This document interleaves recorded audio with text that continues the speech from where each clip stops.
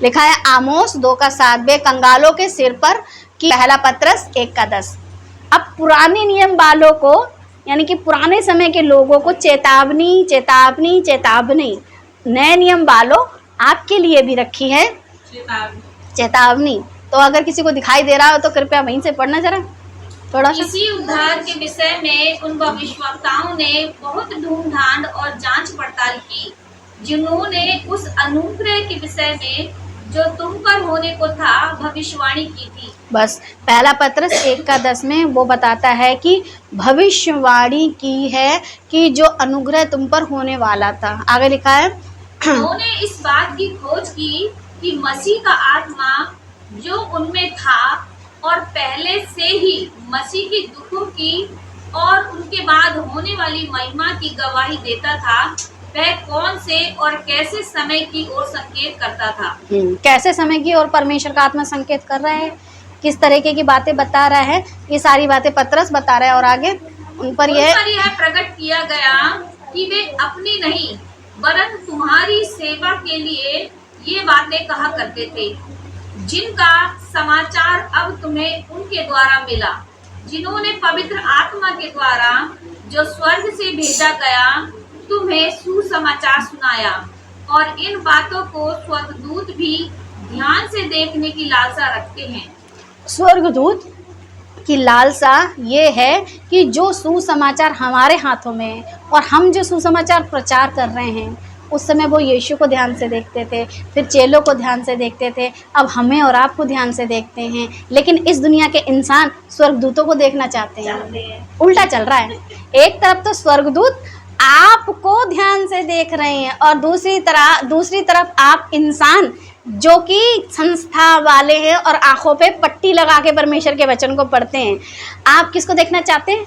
स्वर्गदूत। मुझको स्वर्गदूतों का दर्शन मिला। अरे स्वर्गदूत तो आपके दर्शन के लिए तड़पते हैं। जब कोई मनुष्य उद्धार पा लेता है तो परमेश्वर उसको सेवा टहल करने वाली आत्माएं देता है कि आपकी सेवा टहल हो। आज हम अपने आप को ये सोचें कि स्वर्गदूत मेरे आसपास चल रहे, मेरी सेवा टहल कर रहे हैं। कई बार ऐसा होता है कि जब हम अपने किसी काम से जा रहे तो और अचानक से हमको ऐसा लगता है कि आज मेरा काम लग गया, यानी कि मेरे को किसी न किसी तरीके की भीड़, आपदा, मुसीबत, बीमारी, परेशानी या फिर एक्सीडेंट, मुसीबत आने वाली थी, लेकिन वो हमको छू के गुजर जाती है। और हमारा छू के चले जाने का मतलब कई बार हम उसमें एक्सीडेंट होता है और चच्चर पलटियाँ खा के लोग गिर जाते हैं और उसके बावजूद भी उनका कुछ भी नहीं होता। तो फिर कुछ लोग ये भी बोलेंगे कि ऐसे तो बहुत से अन्य जाति हैं जो परमेश्वर पर भरोसा नहीं रखते, उनके साथ भी ऐसा होता है। तो अभी उनका समय पूरा नहीं हुआ है, क्योंकि एमोरियों का भी समय पूरा नहीं हुआ है। तो अब कुछ लोग क्या कहते हैं, अच्छा मतलब तुम अलग ईसाई हो, तुम्हारे लिए स्वर्गदूत, तो फिर हम जो बच गए उसके लिए क्या? तो तुम्हारा भी समय पूरा नहीं हुआ है, या तो सुधर जाओ या फिर सिधर जाओ, दोनों में से एक काम तो हो गई। आगे लिखा है मरकुस 7:1 में, तब फरीसी और कुछ शास्त्री जो यरूशलेम से आए थे उसके पास इकट्ठे हुए और उन्होंने उसके कई चेलों को अशुद्ध अर्थात बिना हाथ धोए रोटी खाते देखा, क्योंकि फरीसी और सब यहूदी प्राचीन परंपरा का पालन करते हैं और जब तक भली भांति हाथ नहीं धो लेते तब तक नहीं खाते हैं, और बाजार से आकर जब तक स्नान नहीं कर लेते हैं तब तक नहीं खाते। और बहुत सी अन्य बातें हैं जो उनके पास मानने के लिए पहुंचाई गई हैं, जैसे कटोरे और लोटों और तांबे के बर्तनों को धोना मांजना। इसलिए उन फरीसियों और शास्त्रियों ने उससे पूछा, तेरे चेले क्या पूर्वजों की परंपराओं पर नहीं चलते और बिना हाथ धोए रोटी खाते हैं? अब ये जो चीज़ यीशु से सवाल किए जा रहे हैं, क्या ऐसी शिक्षा परमेश्वर के वचन में है? नहीं। कि जब तुम बाजार जाओ तो क्या कहते हैं, ये सारी चीज़ें खाओ, और जब बाजार से आओ तो नहाओ धो, ये सारे कामों को करो, ये सारे कामों को आपको करना है। ये सारे काम, ये सारी आज्ञाएं, ये सारी बातें, ये इनकी अपनी खुद की बनाई। परमेश्वर ने खुद, यीशु ने कहा है कि तुम मच्छर को छानते हो और ऊंट को निगल लेते हो। एक भारी सी चीज निकल जाती है। यानी कि बड़ी बड़ी बातें जो परमेश्वर की आज्ञाएं थी उन पर ध्यान नहीं जाता, लेकिन क्या कर रहे हो, मच्छर को छान रहे हो। बाजारों से जाओ, हाथ धो के खाना खाओ, ऐसा करो वैसा करो। ये सारे काम कर कौन रहा था, शास्त्री और फरीसी। ये लेवी थे, ये हैं, ये लेवी थे, हैं, सिर्फ यहूदी थे, लेवी गोत्र के नहीं थे। अगर ये लेवी होते तो इनका नाम शास्त्री फरीसी नहीं होता, इनको याजक और महायाजक मिला होता काम। तो ये यहूदी तो हैं, लेकिन लेवी गोत्र के अपने आप कुछ लिखा ना कि यहूदी तो कहलाते हैं पर यहूदी है नहीं। ये उस टाइप के लोग हैं कि कहलाते तो थे लेकिन थे नहीं, हम ही में से निकले थे लेकिन ये हम में के हैं नहीं। क्या हो गया उसको,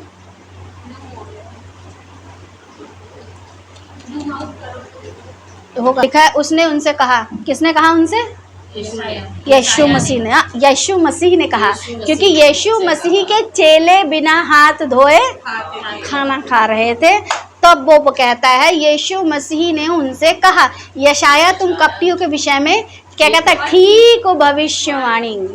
यशाया उन दिनों का क्या था, भविष्य वक्ता, और उसने भविष्यवाणी क्या कि ये लोग होठों से तो मेरा आदर करते पर उनका मन मुझसे, जिन लोगों का मन क्या कहते हैं मिस्र की गुलामी में परमेश्वर की बातों पर लगा था, उन्होंने अपने जानवर बचा लिए थे, और जिनका मन परमेश्वर पर नहीं लगा था उनके जानवर और वो खुद भी।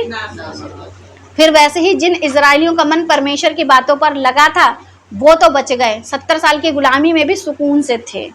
यहाँ तक कि क्या कहते हैं, आग के भट्टे में 3 जवान लड़के फेंके गए थे, लेकिन वहाँ से भी वो सुरक्षित है ना।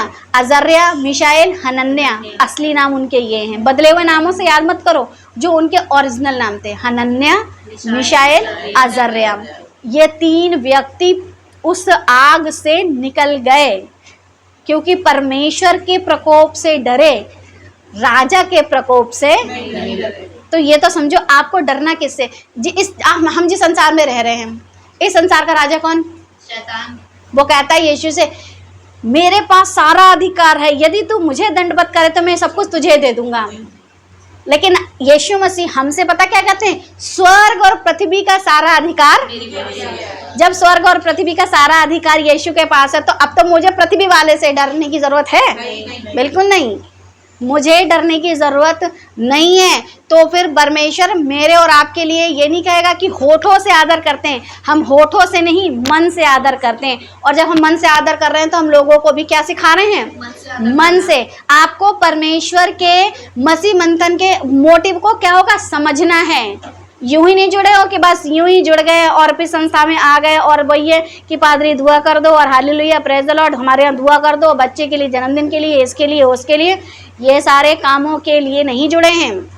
किस काम के लिए जुड़े हैं, हमको ये चीज़ समझनी होगी कि हमें होठों से आदर नहीं करना है, मन से परमेश्वर को समझना है। और ये व्यर्थ मेरी उपासना करते हैं। जितनों का मन परमेश्वर से दूर है वो क्या कर रहे हैं, परमेश्वर की उपासना व्यर्थ। क्योंकि परमेश्वर ने अपनी आज्ञाओं में कहा था, मेरा नाम व्यर्थ मत लेना। व्यर्थ कैसे लेते हैं, सुबह की प्रार्थना 5 बजे, दोपहर में आपका उपवास, शाम का आपको ये, रात का आपको ये। जो इस वीडियो को लाइक करेगा उस पर परमेश्वर आशीष देगा। ये तो फिर वही वाली बात हो गई बैस जैसे वहां पे होता है है ना, जहाँ ये चलता है, ठीक है। आज अच्छा चलो मैंने मान लिया, तुम्हारी वीडियो शेयर करके मेरे काम सफल हो गए। फिर परमेश्वर के पास गया तो परमेश्वर से पूछा कि भाई देखो हमने तो आपके वीडियो को शेयर किया था। परमेश्वर बोलेगा वो वीडियो थी किसकी, पहले ये तो चेक कर लेता। परमेश्वर ने मनुष्य को बुद्धि नहीं दी है, आपको बुद्धि दी थी, पेड़ के फल बताए थे, कितने प्रकार के पेड़ के फल थे, ठीक है। हाँ आपको पता चला था ना कौन से वाले खाने थे और कौन से वाले नहीं खाने थे। कौन से पेड़ का फल खाना था, जीवन के वृक्ष का नहीं, जो आपको पेड़ के फल दिए थे वहां भी नहीं जाना था, क्योंकि उसके विषय में भी कोई आज्ञा नहीं कि इसे खाना था कि नहीं खाना था। जो पेड़ परमेश्वर ने बनाए थे, जिसके फल बनाए थे मनुष्य को खाने के लिए, मनुष्य को सिर्फ उन्हीं पेड़ों के फल को खाना था, इसके अलावा नहीं खाने थे। तो जो बनाया था परमेश्वर ने आपको खाने के लिए, आपको सिर्फ उसी ही को खाना था, ये थी आज्ञा, और आपने वो खाया जिसकी आज्ञा परमेश्वर ने नहीं दी। तो ये लोग होठों सोते मेरा आदर करते, मन दूर है। मन क्यों दूर है? क्योंकि मन से परमेश्वर की बातों पर विचार नहीं करती है, व्यर्थ मेरी उपासना करते, क्योंकि मनुष्य की आज्ञाओं को धर्म उपदेश करके सिखाते हैं। मनुष्य की कौन कौन सी आज्ञाएं? सिस्टर, आपको 40 दिन के फास्ट रखने पड़ेंगे, उसके बाद आपकी दुष्ट आत्मा चली जाएगी। सिस्टर, आपको 5 दिन 3 दिन, एस्तेर ने, कौन थी वो जिसने 3 दिन के वो रखे थे, है ना, 3 दिन की उसने उपवास रखे थे, तो उसने यहूदियों को विजय दिलाई थी। सिस्टर आप भी रख के देखिए, आपको भी। अरे एस्तेर का उसका जमाना फर्क था, हमारा समय परमेश्वर ने अनुग्रह का समय और अकलमंदी का समय दिया, अकलबंदी का समय नहीं दिया है उसको। उसके समय पे चूल्हे पर रोटी बनाते थे। सारी औरतें जितनी ऐसी बातों को मानती हैं, उनके घर से गैस चूल्हा गायब कर लो, सब चूल्हे पर रोटी बनाए, फिर समझ में आ जाएगा कि आज के ज़माने में आज की जैसी बातें होती हैं। परमेश्वर तो बदलता नहीं है, कल भी था, आज भी है, आगे भी रहेगा। तो वो आपको एडवांस बातें एडवांस तरीके से बता रहा है। जैसे कि पहले के लोग जो बाइबल को लिखा करते थे, मतलब ये किताब जब लिखी गई थी तो किताब नहीं थी, स्क्रोल्स थे बड़े बड़े, ठीक है, इतने बड़े बड़े कागजों में, चरम पत्रों में ऐसे रोल रोल करके थे। फिर जब चरम पत्र ढेर सारे उठाने में मुसीबत आ रही थी तो क्या क्या बन गई? किताबें छप गई, ठीक है। अब किताबें भी लोगों के उठाने में मुसीबत आती, क्योंकि कहीं कहीं प्रचार करने जाओ तो किताबें अलाउ, यानी बाइबल अलाउ नहीं रहती है। अब आप ऐसी कंडीशन में एक ऐप आ गई है। अब लोग क्या कहते हैं, जो जिसके हाथ में बाइबल होती है वही ईसाई है, और जिसके हाथ में बाइबल नहीं होती है वो परमेश्वर की बातों को या वचन को क्या नहीं देता? महत्व नहीं देता। क्योंकि बाइबल जब हम ऐसे रख करके चलते हैं तो लगता है कि हाँ, छाती से बाइबल को लगा के रखो तो लगता है कि हम कौन हैं? असली ईसाई हैं। तो फिर स्क्रोल्स जो उन दिनों में थे पहले टाइम पर, वो रखो, गठरिया बांध के रखनी पड़ेगी सर पे। जब तुम उस समय के लोगों को अक्ल आई, उन्होंने किताब बनाई, तो फिर आज के ज़माने के लोगों को अक्ल आई, उन्होंने ऐप बनाई, तो फिर आपके पास आज आप वही काम करोगे। तो जैसा समय बदल रहा है, परमेश्वर भी अपने लोगों को, अपने काम को, अपने प्रचार के तरीके को बदल रहा है। कौन सा ज़माने में लोग लैपटॉप लेकर के बैठ कर प्रचार करते थे? नहीं करते थे ना, लेकिन आज कर रहे हैं। एक ज़माना ऐसा था, किसी मनुष्य के हाथों में परमेश्वर का वचन नहीं था, सिर्फ जो याजक, महायाजक था उसके हाथों में था, बाकी सब क्या करते थे? फिर एक ज़माना ऐसा आया कि लोगों के हाथों में भी पहुंचाया गया, और हम पढ़ रहे हैं, निकालो यशाया 53, 55, 58, पहले ये सब था ही नहीं। आपको यशाया अध्याय 1, यशाया अध्याय 2, ये अध्याय बाद में बने, नॉर्मल एक लेटर टाइप के हुआ करते थे। आपको नंबर्स नहीं दिए थे 1, 2, 3, आप वो तो आपकी सहूलियत के लिए, ठीक है। तो जब सहूलियत के लिए ये चीज़ नहीं है, तो सहूलियत के लिए अगर आपको फ़ोन दे दिया गया तो वो तकलीफ़ है। तो बातों को क्या है, वही है ना, आज भी किस में अटके हुए हैं? क्योंकि तुम परमेश्वर की आज्ञा को टालकर मनुष्य की रीतियों को, ये रीतियां बन गई हैं। बाइबल को दहेज में दो, बाइबल को हाथ में ऐसे उठा के ले चलो, लटका के मत ले चलो, क्या है ये? रीतियां। चाहे उस वचन का सम्मान करो या मत करो। होठों से तो आदर करते हैं, लेकिन उनका मन मुझसे, होठों से बहुत आदर, अरे हालेलुया, अरे बाइबल पे पैर लग गया, अरे अरे ओ गॉड, ये क्या हो गया, ये तो बहुत गलत हो गया, अरे आपने इसको ज़मीन पर रख दिया, अरे इसको तो ऊपर उठा के रखिए। मतलब हद है। भले ही उसको पूरी ज़िंदगी मत पढ़ो, उसको लपेट करके कपड़े में रखो, ऐसा रखना ज़रूरी है। वो ये किसी दिन तुम लोगों को रोटियां बांध के देंगे और कहेंगे डब्बों में रखना, लपेट के खाना कोई मत, फिर 2 दिन बाद 3 दिन बाद क्या होगा उस रोटियों का? ऐसे तुम्हारा परमेश्वर का जो वचन है, जिसे तुम नहीं पढ़ोगे, तुम्हारी ज़िंदगी में क्या लग जाएगी? फफूंदी आ जाएगी। क्योंकि परमेश्वर के वचन को जब पढ़ोगे नहीं, सुनोगे नहीं, चलोगे नहीं, तो जीवन में क्या मिल जाएगी? फफूंदी, गंदगी आ जाएगी। और उसने उनसे कहा, यीशु मसीह ने उनसे कहा, तुम अपनी परंपराओं को मानने के लिए परमेश्वर की आज्ञा कैसी अच्छी तरह से टाल देते हो। परमेश्वर की आज्ञा को टाल रहे हैं, और इसके चलते ये लोग क्या हैं? अब छोटा बाबू क्या करेगा? दूध पिएगा। पास्टर साहब आएंगे और आपके लिए क्या करेंगे? आपके लिए दुआ करेंगे। पास्टर साहब मेरे लिए दुआ कर दो, मेरी तबीयत खराब है, आइए मैं आपको बोतल में भर के दूध पिलाता हूँ। पास्टर साहब मेरे घर में बहुत सी बीमारियां हैं, आइए मैं आपके लिए दुआ। हाँ, हमारा कोई प्रेयर ग्रुप है? नहीं। होना चाहिए। इतने सारे लोग दुनिया में बेचारे परेशान हैं, हमको 5 घंटे 4 घंटे घुटनों पे बैठ करके अपना एक प्रेयर टावर खोलना चाहिए और उसमें उनके लिए दुआएं करनी चाहिए। दुआ करने से ठीक है, भले ही वो मनुष्य लौंडियाबाजी करता रहे, लौंडाबाजी करता रहे, दारूबाजी करता रहे, जितनी बाजियां हैं वो सारी करता रहे, हम उसके लिए क्या करते रहे? हम सिर्फ दुआ करें, अगला हरकतें करना छोड़े नहीं, तो क्या हमारी दुआएं सफल होंगी? ठीक है, ऐसे जितने भी प्रेयर टावल खोल करके अपने अपने बच्चों के निवेदन देते हैं कि उनके बच्चे सुधर जाएं, कभी जिंदगी में नहीं सुधरेंगे, लठिया लेके मारो, ऐसे ना सुधरे, लठिया डंडा लेकर के अपने अपने बच्चों को मारो कायदे से, और तब उसके बाद क्या होंगे? वो सुधर जाएंगे। क्या परमेश्वर का वचन, अनुग्रह का वचन, शांति सुकून का वचन तुम बदतमीजी सिखा रही हो? अरे जो जिस लायक होता है, आदम हब्बा जिस लायक थे, परमेश्वर ने उनके साथ क्या किया? जब हमारा बाप ऐसा कर सकता है तो हम तो उसकी, तो फिर हम कैसा करें?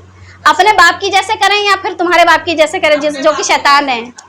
आपके बाप अपने बाप की जैसे करेंगे, या फिर शास्त्री फरीसियों से क्या कहा था? तुम अपने पिता, क्योंकि उसकी बातें जैसी झूठी थी वैसी तुम्हारी बातें भी।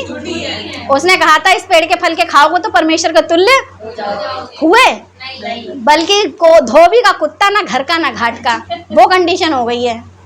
देखो इस संसार में हो, संसार वाला तुम्हें चैन से जीने नहीं दे रहा और परमेश्वर तुम्हें चैन से मरने नहीं देगा, धोबी का कुत्ता ही तो बन करके रह गए हो, तो फिर क्यों ना परमेश्वर के पास आओ, लेकिन ऐसा बन करके मत आओ कि रात दिन कहते रहो पादरी साहब मेरे लिए दुआ कर दो, पादरी साहब मेरी गर्लफ्रेंड नहीं मान रही है, दुआ करो कि वो मान जाए।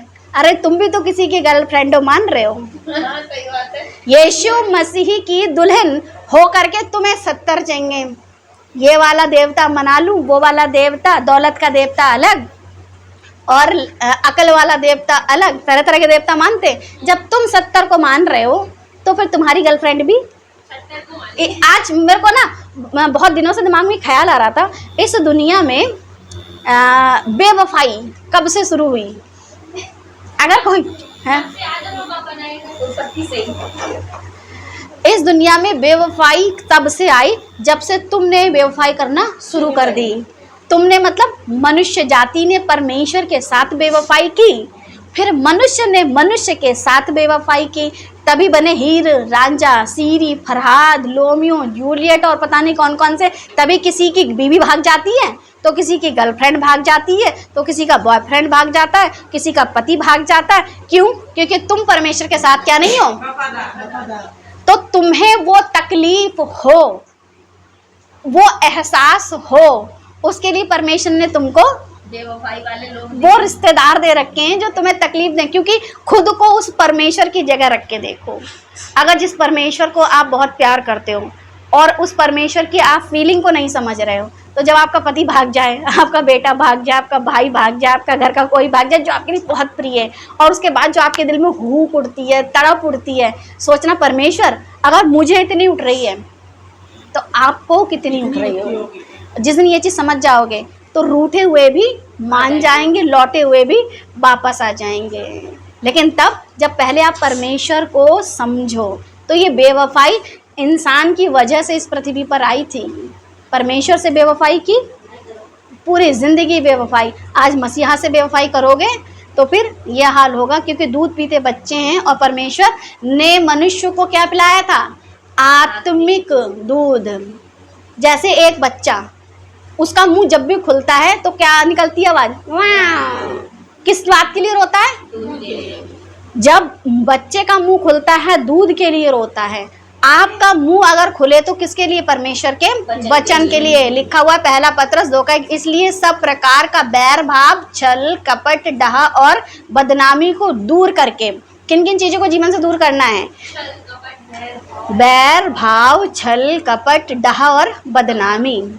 बैर भाव जो कि कैन और हाबिल में था, फिर छल कपट जो कि उस फिरौन राजा में भी था, एहसाब में भी था, और सारे बहुत सारे आपको कैरेक्टर मिलेंगे जिनमें था कपट, डहा और बदनामी। और बदनामी शब्द एक ऐसा है कि किसी की गर्लफ्रेंड अगर भाग जाती है तो वो पूरी दुनिया में गा देता है बहुत क्या थी, बेवफा, बदचलन, बदतमीज, और क्या होती है, बदनामी। तो ये तो संसारिक चीज़ें, लेकिन परमेश्वर में भी ये चीज़ें चल रही हैं।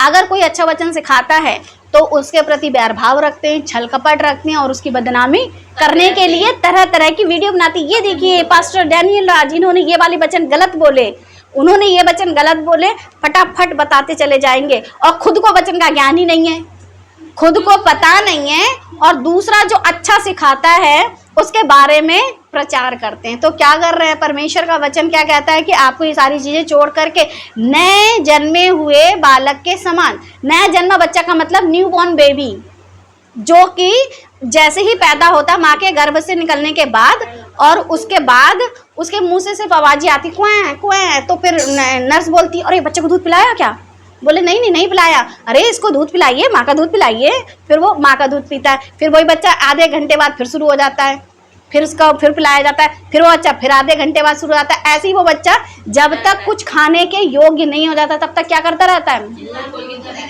बस एक ही चीज़ की लालसा करता है, दूध मिल जाए। क्या हम और आप जब मसीह में नए नए आए थे ऐसी लालसा से परमेश्वर के वचन को पढ़ते थे? नहीं, बिल्कुल भी नहीं। 1 घंटा पढ़ लिया मज़ा नहीं आया, 2 घंटे पढ़ूंगी, 2 घंटे पढ़ लिया मज़ा नहीं आया, अरे यार राजा शाऊल के बारे में थोड़ी सी बातें पता चली, और बातें पता चलनी चाहिए, ये शाऊल वही वाला है या कोई और है, या फिर ये वो वाला शाऊल है जिसने पत्रियां लिखी थी जिसका मन बदल गया था, ये मुझे कंफर्म करना है। मतलब इस तरीके से मन बना करके अगर आप लगातार पढ़ोगे तो ऐसा हो नहीं सकता कि परमेश्वर का वचन समझ में ना आए, क्योंकि नए जन्मे बच्चे के समान निर्मल आत्मिक दूध की लालसा करो ताकि उसके द्वारा उद्धार पाने के लिए बढ़ते जाओ। उद्धार पाने के लिए सिर्फ एक बार उद्धार नहीं किया, अरे आज मैंने डुबकी ले ली मेरा उद्धार हो गया, लेकिन उसमें क्या होना है, बढ़ना है।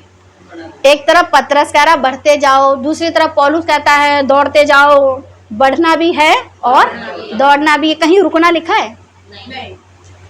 एक बार मैंने बपतिस्मा लिया, डुबुक और डुबुक, उसके बाद फिर मैं सुकून से बैठ गया, ऐसा होता है? नहीं, हमें काम करना है। मसीहत में जो आपको सही शिक्षा देगा, चाहे वो पतरस हो, चाहे वो पौलुस हो, चाहे आज की मसीह मंथन हो, आपको ये नहीं बोलेगा कि सिर्फ एक बार उद्धार पाने के बाद सुकून से बैठो, उसके बाद उस पर आपको वर्क करना है, अपने आप को पहचानो। लिखा है क्योंकि तुमने प्रभु की भलाई का स्वाद चख लिया है। अब मैंने कोई चीज़ का टेस्ट ले लिया, अब क्या लगता है कि मैं अपने लोगों को बताऊं यार खा के देख मज़ा आ जाएगा। जब शहद को किसी ने पहली बार चखा होगा, उसने 10, 12, 15, 20, 100, 200 को बताया कि यार शहद बहुत अच्छा है, मीठा होता है, हेल्दी होता है, टेस्टी होता है। जैसे कि एक व्यक्ति था जो नाजीर था, उसने शायद खुद खाया और अपने माँ बाप को खिलाया, क्या नाम था उसका, शमसून, है ना, शमसून, माँ बाप को भी खिलाया और खुद भी खाया उसने उस शहद को, और परमेश्वर का वचन तो शहद से भी कहीं ज़्यादा मीठा है।